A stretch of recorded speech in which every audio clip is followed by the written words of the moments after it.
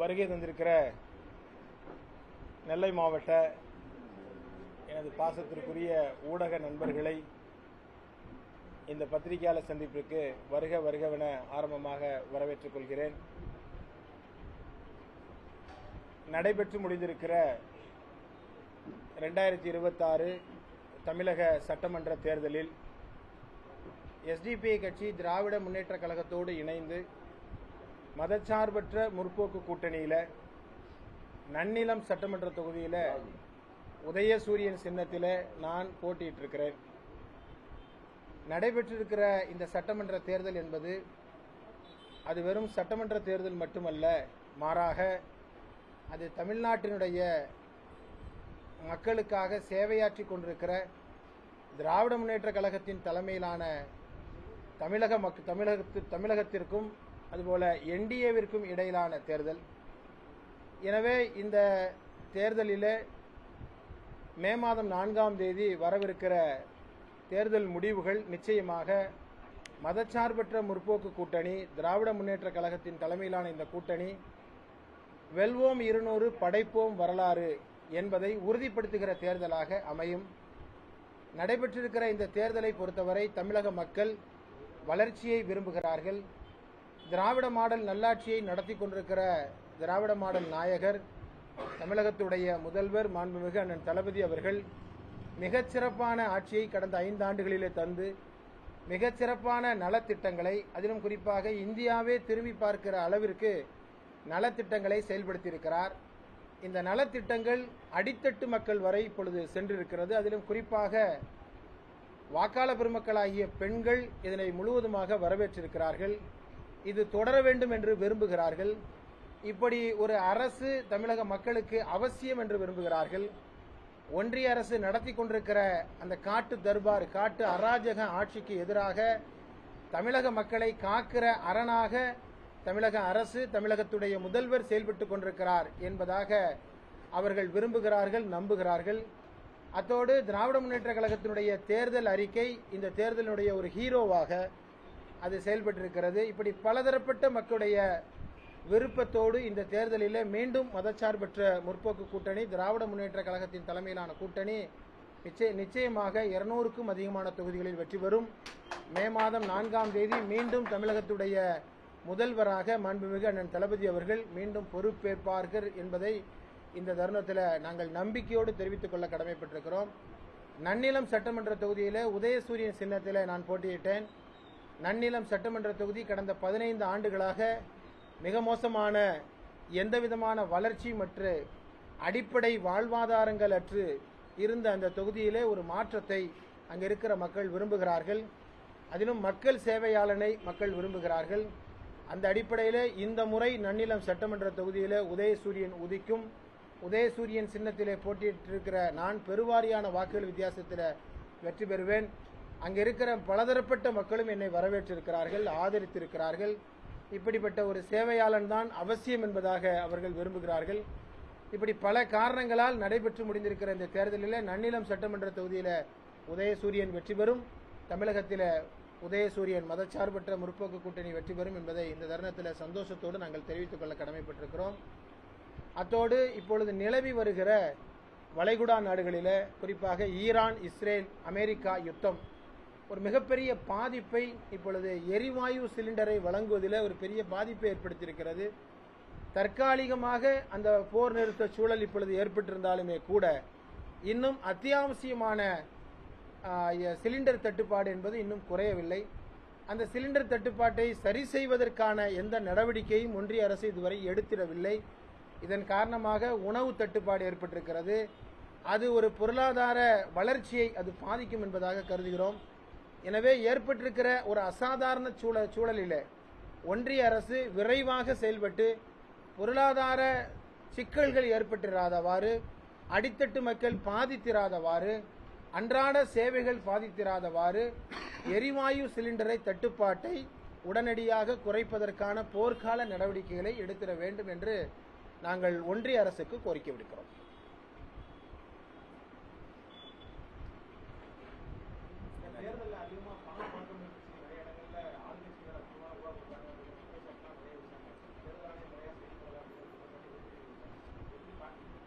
அது தேர்தல் ஆணையத்தை பொறுத்தவரை அது ஏற்கனவே தமிழ்நாட்டுடைய தேர்தல் ஆணையம் பாஜகவுடைய கூட்டணியாக மாறிட்டு, இந்த சூழல்ல ஆளுங்கட்சியினுடைய செயல்பாடுகள் எல்லாவற்றையும் முடக்குகிற நடவடிக்கைகளை தான் தேர்தல் ஆணையம் நடத்தியது. குறிப்பாக நான் போட்டியிட்ட நன்னிலம் சட்டமன்ற தொகுதியில் எங்களுக்கு எந்த விதமான பிரச்சார அனுமதியும் தருவதில்லை. ஆனால் அதிமுகவுடைய வேட்பாளருக்கு எல்லா விஷயத்தையும் அவங்க ரொம்ப ஃப்ரீயாக விட்டுருந்தாங்க. எனவே தேர்தல் ஆணையத்தை பொறுத்தவரை ஒரு கண்ணுக்கு மையும் ஒரு கண்ணுக்கு சுண்ணாம்பும் தான் வைத்திருந்தது. எங்கள் தொகுதியை பொறுத்தவரை அதிகமான முறையில் வாக்காளர்கள்ட்ட அந்த தேர்தல் நாளன்று வரை பணத்தை கொடுத்தது வந்து அதிமுக வேட்பாளர் தான். அப்போ அதிமுக வேட்பாளர் அல்லது பாஜக அதிமுக கூட்டணி சுதந்திரமாக செயல்படுவதற்கான எல்லா நடவடிக்கைகளையும் தேர்தல் ஆணையம் தான் எடுத்தது. எனவே ஆளுங்கட்சி திராவிட முன்னேற்ற கழக கூட்டணியுடைய வேட்பாளர்களுடைய நடவடிக்கைகள் எல்லாவற்றும் முழுமையாக முடக்கப்பட்டது என்பதுதான் கடந்த தேர்தலுடைய சூழல். எனவே வன்மையான கண்டனத்திற்குரியது வந்து தேர்தல் ஆணையத்தினுடைய நிலைப்பாடு என்பது. என்னன்னா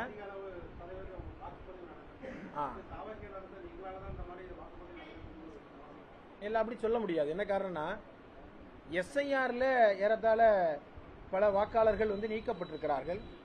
அந்த எஸ்ஐஆருக்கு பின்பு யாரெல்லாம் இருக்கிறார்களோ வாக்காளர்களாக இருக்கிறார்களோ அவர்களுடைய சரியான எண்ணிக்கை வந்து இறுதி செய்யப்பட்டிருக்கிறது. எனவே அதன் காரணமாக இந்த பெர்சன்டேஜை பார்க்கும் பொழுது ரொம்ப குறைவாக, அதாவது கூடுதலாக இருப்பது போல தெரியும். காரணம் என்னவென்றால் வாக்களிக்கிற இருப்பவர்கள் மட்டும் உண்மையான வாக்காளர்கள் அல்லது இறந்து போனவர்களுடைய பட்டியல் எல்லாம் எஸ்ஐஆர்ல நீக்கப்பட்டதின் காரணமாக சரியான வாக்காளருடைய பட்டியல் இறுதி செய்யப்பட்டிருக்கிறது காரணமாகத்தான் இந்த எண்ணிக்கை வந்து கூடியிருக்கிறது. ரெண்டாவது, நான் நன்னிலம் சட்டமன்ற தொகுதியை வைத்து பார்த்தால் கடுமையான வெயில். ஒரு 10 மணிக்கு அப்புறம், பொதுவாக 10 மணி 11 மணிக்கு அப்புறம் வரக்கூடிய வாக்காளர்கள் கூட காலைல சீக்கிரமே போய் வாக்களித்து விட்டு கொஞ்சம் வெயில் குறைஞ்சதுக்கு அப்புறம் போலாமே என்கிற சூழல் தான் இருந்தது. எனவே இது வந்து வளர்ச்சியினுடைய தொடர்ச்சியை மக்கள் விரும்புகிறார்கள் ஒழிய இதை வந்து அது விஜயினுடைய தாவேக்காவினுடைய அதுக்கு ஆர்வமாக எடுத்துக்கொள்வது என்பது வந்து சரியானதாக இல்லை. மாறாக எஸ்ஐஆர் தான் அதனுடைய மிக முக்கியமானது ஒரு தாக்கம் என்பதாக கருதுகிறோம். அதனுடைய முடிவை மே 4ஆம் தேதி தெளிவாக சொல்லப் போகிறோம்.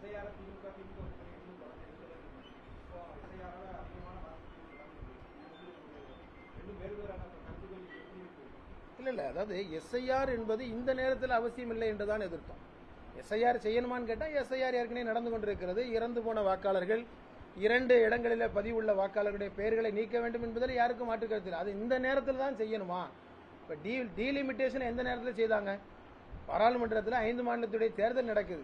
அது ஏதோ இன்னைக்கு செய்தாதான் செய்ய முடியும் என்று நாடாளுமன்றத்தில் உடனடியாக பிரச்சாரத்தில் இருக்கிற எல்லா தலைவர்களையும் அங்கே வரவழைச்சு, அதுவும் குறிப்பாக தென் மாநிலத்துக்கு நெருக்கடி கொடுக்க வேண்டும் என்று சொல்லும் பொழுது மட்டும்தான் டீலிமிட்டேஷனே வேண்டாம் என்று சொன்னோம். ஆனால் அதை இப்பொழுதே செய்ய வேண்டும் என்று சொல்லும் பொழுதுதான் அதில் ஒன்றிய அரசுடைய உள்நோக்கம் என்பது நமக்கு தெரிகிறது. அதே மாதிரி எஸ்ஐஆர் என்பது தேர்தலுக்கு 6 மாச காலத்துக்கு முன்பு செய்ய வேண்டாம், அதற்கு பின்னால செய்யலாம் என்று சொல்லும்போது அதெல்லாம் மீறி எஸ்ஐஆரை செய்தார்கள். அதையும் மீறி செய்த பின்பு எஸ்ஐஆருடைய படிவம் என்பது இறுதி செய்யப்பட்டிருக்கிறது. எனவேதான் இறுதி செய்யப்பட்ட வாக்காளர்கள் இருக்கிற வாக்காளர்கள் வெயிலுடைய காரணமாக வேகமாக வாக்களிக்க வேண்டும் என்று வந்திருக்கிறார்களே, அது மாற்றம் வேண்டும் என்பதாக சொல்லி தாவேக்காவினர் பிரச்சாரம் செய்வதோ அல்லது நாங்க வந்ததுனால தான் இங்க வந்து எல்லா வாக்காளர்களும் அதிகமாக ஆர்வமாக வாக்களிக்க வந்திருக்கிறார்களோ என்று சொல்வதெல்லாம் உண்மை இல்லை. நேரடியாகவே நான் இதை களத்தில் பார்த்தேன், வாக்காளர்களோடு பேசினேன். ரொம்ப வெயில் கடுமையா இருக்கு, அதனால் சீக்கிரமா வாக்களிச்சுட்டு செல்வோம் என்பதுதான் களத்திலுடைய யதார்த்தம் வழிய தாவேக்காவுக்கு சாதகமான வாக்களிப்பு என்பது வந்து அது உண்மை அல்ல. இல்லை, நம்ம ஏற்கனவே அதை சொன்னோமே. அதாவது தமிழக வாக்காளர்களை பொறுத்தவரை அவர்கள் ரொம்ப தெளிவானவர்கள். அது இந்த தேர்தலை பொறுத்தவரை ரொம்ப தெளிவாக இருக்கிறார்கள். யார் வர வேண்டும் என்பதை போல யார் வரக்கூடாது என்பதில் ரொம்ப தெளிவாக இருக்கிறார்கள். அந்த சூழலை வைத்து பார்த்தால் இந்த தேர்தல் என்பது மிக முக்கியமான இந்த வளர்ச்சியினுடைய தொடர்ச்சி அமைய வேண்டும் என்று விரும்புகிறார்கள். அந்த வகையில் எந்த தாக்கமும், அதுவும் குறிப்பாக இந்த வெற்றியை பாதிக்கிற எந்த தாக்கமும் இந்த தேர்தலில் இருக்காது. பல இடங்கள்ல அப்படி ஒரு தாக்கம் இருப்பது போல செய்திகளில் சொல்லப்பட்டாலும் கூட முடிவு அவ்வாறு அமையாது என்பதாகத்தான் நான் கருதுகிறேன். சொல்லுங்க.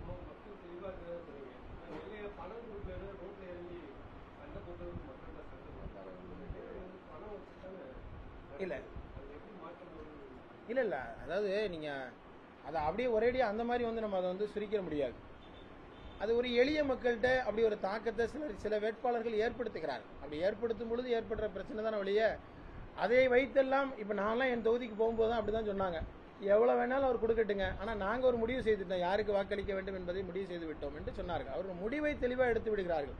ஆனா எளிய மக்கள்கிட்ட சில ஆசை வார்த்தை காட்டும் பொழுது அது சிலருக்கு கொடுத்து சிலருக்கு கொடுக்கவில்லை என்று வரும்பொழுது ஏற்படுகிற பிரச்சனை தானே ஒழிய இது எந்த வகையிலும் தேர்தல் முடிவுகளையோ வாக்களிப்பதையோ இது பாதிப்பதில்லை என்பதை நேரடியாகவே நான் களத்தில் கண்டிருக்கேன்.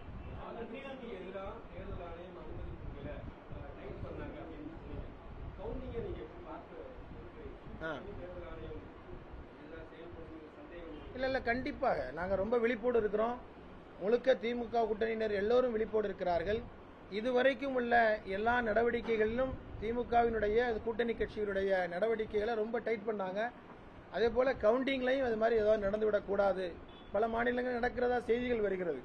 எனவே அந்த அடிப்படையில் எல்லோரும் விழிப்புணர்வோடு சரியான முறையில் நியாயமான தேர்தல் நடத்தணும், அவ்வளவுதான் எங்க கோரிக்கை. வேற அதை தாண்டி வேற எந்த கோரிக்கையும் இல்லை. எனவே அது மாதிரியான எந்த நடவடிக்கையும் நடந்துவிடக்கூடாது என்பதற்கான விழிப்போடு இருக்கிறோம். நாங்கள் வெறும் திமுக கூட்டணி மட்டும் சொல்ல, எல்லா வேட்பாளர்களும் எல்லா கட்சியினரும் விழிப்போடு இருக்க வேண்டிய அவசியம் இந்த தேர்தலை பொறுத்தவரை. நியாயமான தேர்தலை கண்காணிக்க வேண்டிய பொறுப்பு வெறும் தேர்தல் கமிஷனுக்கு மட்டும் இல்லை, மக்களுக்கும் இருக்கிறது, தேர்தலில் பங்கெடுக்கிற அரசியல் கட்சிகளுக்கும் இருக்கிறது. அதை பொறுப்புணர்வோடு செயல்படுத்துவோம். அப்படி எதுவும் நடக்காதவாறு பார்த்துக் கொள்ள வேண்டியது எங்களுடைய பொறுப்பாக இருக்கு.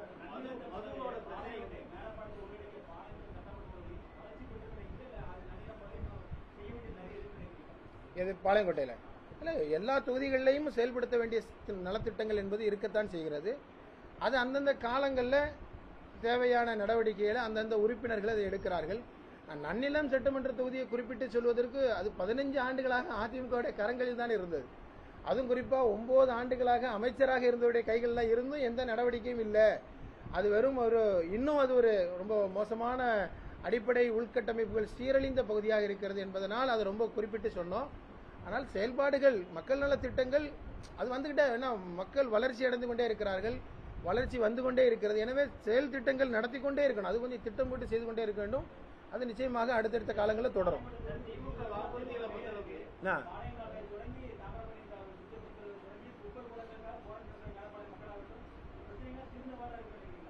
அதுதான் அதுவே பிரச்சனைகள் இருந்து கொண்டே தான். நான் தான் சொல்றேன்ல, மக்கள் தொகை வளர்ச்சி வீதம் ஏற்பட்டு கொண்டே இருக்க, தொடர்ந்து கூடிக்கொண்டே இருக்க, கட்டமைப்பு வசதிகளை மேம்படுத்த வேண்டிய அவசியம் இருக்கிறது. அதில் ஒரு கூடுதல் கவனம் செலுத்த வேண்டும் நிச்சயமா.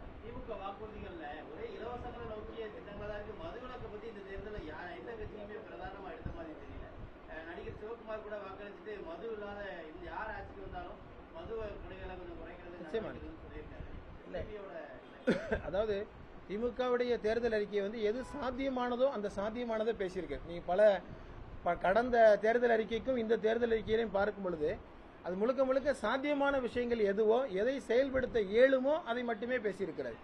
மதுவிலக்குங்கிறது எங்களை பொறுத்த வரைக்கும் மதுவிலக்கு, பூரண மதுவிலக்கு ரொம்ப அவசியமானது. நாங்கள் தொடர்ந்து எல்லா ஆட்சியிலையும் வலியுறுத்தி கொண்டிருக்கிறோம். அதுக்காக வேண்டி தொடர்ந்து போராட்டங்கள் நடத்திட்டு இருக்கோம். அந்த நோக்கத்திலிருந்து, அந்த கோரிக்கையிலிருந்து ஒரு பொழுதும் எஸ்டிபி விலகாது. இன்னும் அதற்கு தேவையான கோரிக்கைகளை மக்கள் மன்றத்தில் எடுத்து செல்வதில் இன்னும் தொடர்ந்து எஸ்டிபி தீவிரமாக அதில் ஈடுபடும். இல்ல நான் இல்லைன்னு சொல்லலை, அதான் சொல்றேன். மதுவிலக்கு படிப்படியான கட்டமான மதுவிலக்கு சாத்தியமாக இருக்குது. அந்த படிப்படியான மதுவிலக்கை நோக்கி அரசுகள் தொடர்ந்து நகரணும். இந்த தேர்தல் அறிக்கையில இல்லைன்னு அவர் சொல்றாரு. நான் தேர்தல் அறிக்கை எது சாத்தியமானதோ அதை மட்டும் தான் குறிப்பிட்டிருக்குதுன்னு சொன்னேன். அது மக்கள் நல திட்டங்களை பத்தி. மற்றபடி ஒரு பாலிசியாக ஒரு அரசாங்கம் எடுக்க வேண்டிய முடிவு மதுவிலக்கு என்பது அந்த கொள்கையில இன்றைக்கும் எஸ்டிபி உறுதியாக இருக்கிறது, இனியும் இருக்கும். அதற்கு என்னென்ன வகையிலெல்லாம் அதை வலியுறுத்த முடியுமோ அதை நிச்சயமாக நான் வலியுறுத்துவோம்.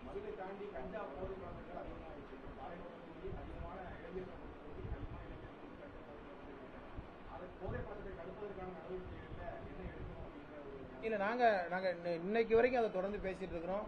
ரொம்ப தீவிரமாக இந்த போதை பழக்க வழக்கங்களிலிருந்து மாணவ சமூகம் விடுபட வேண்டும் என்பதற்காக ரொம்ப அழுத்தமாக செயல்படுகிற கட்சி எஸ்டிபிங்கிறது உங்க எல்லாருக்குமே தெரியும். அதற்காக வேண்டி எடுக்க வேண்டிய நடவடிக்கைகளை நாங்களே களத்தில் இறங்கி விழிப்புணர்வு ஏற்படுத்தி கொண்டே இருக்கிறோம்.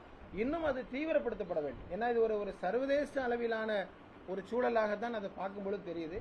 அது எங்க எப்படி நடந்தாலும் தமிழ்நாட்டில் அப்படி ஒரு பாதிப்பு வரக்கூடாது என்பதில் கவனமா இருக்கணும். காவல்துறை நடவடிக்கை எடுக்கிறாங்க, ஆனால் அந்த நடவடிக்கை இன்னும் தீவிரப்படுத்தப்படணும். எங்களுக்கு சில வாய்ப்புகள் இப்போ கிடைச்சிருக்கு. இந்த வாய்ப்பை பயன்படுத்தி இன்னும் இந்த போதைப் பொருள் நடமாட்டத்தை குறைப்பதற்கான, தடுப்பதற்கான நடவடிக்கைகளை, உரிய நடவடிக்கைகள் மேற்கொண்டு நாங்கள் நிச்சயமா செயல்படுத்துவோம். எப்படி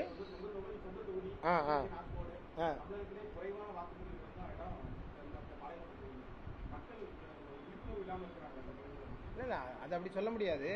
எல்லா தேர்தல்கள்லையும் உள்ளது போல தான். இதை நீங்க சென்னை எடுத்துக்கிட்டா சில தொகுதிகளில் ரொம்ப வாக்குப்பதிவு குறைவா இருக்கு. நாங்கள் போட்டியிடும் போதே பார்த்துருக்கோம். அதுக்காக விழிப்புணர்வு இல்லைங்கிறது அவசியம் எடுத்துக்கொள்ள முடியாது. பொதுவாக அதனால தான் தேர்தல் ஆணையம் தொடர்ந்து 100% வாக்குப்பதிவு நோக்கி வலியுறுத்தி கொண்டே இருக்கிறது. ஆனால் அது ஒரு ஒரு சுணக்கம் இருக்கிறது ஒரு கவலை அளிக்கிற விஷயம்தான். தேர்தல் அன்றைக்கு வாக்களிப்பது என்பது எல்லோருடைய கடமை. அதை 100% செய்யணும்.